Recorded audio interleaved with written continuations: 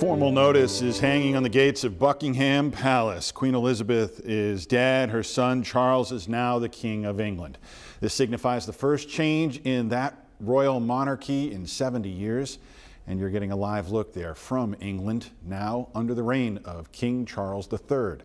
The family is at their Scotland estate, Balmoral, but the new king and his wife Camilla, now titled Queen Consort, are expected to return to London tomorrow. We thank you for joining us tonight at 5. I am Rolly Hoyt.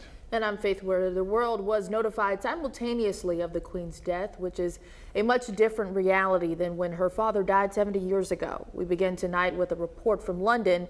Ian Lee details how a country is marking the end of an era.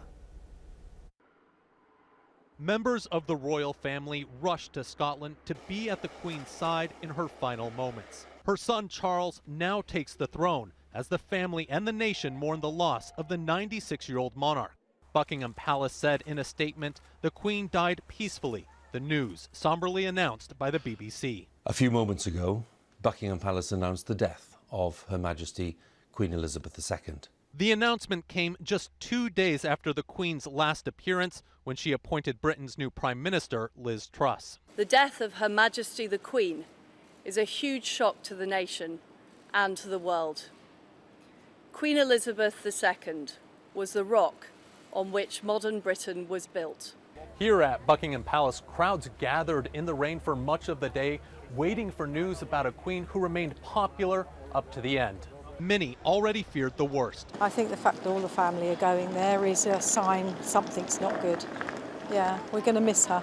The Queen had already been showing signs of slowing down, making just 2 brief appearances during the summer celebrations, marking her 70 years on the throne. We usher in a new era in the magnificent history of our great country, exactly as Her Majesty would have wished, by saying the words, "God save the King." Under rules of the British monarchy, Charles became king immediately upon the Queen's death, with his formal coronation to follow as the nation mourns the only monarch most ever knew. Ian Lee, CBS News, London.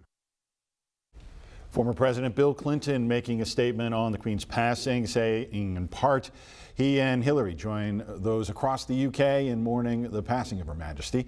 In his tweet, Clinton remembered his visits to Buckingham Palace in 1995 and again in 2000. Governor Asa Hutchinson also weighing in on today's major news, saying in part, the Queen was a strong and brave woman who faced many challenges during her reign, going on to say she reigned with grace and dignity, and the world has lost a remarkable leader.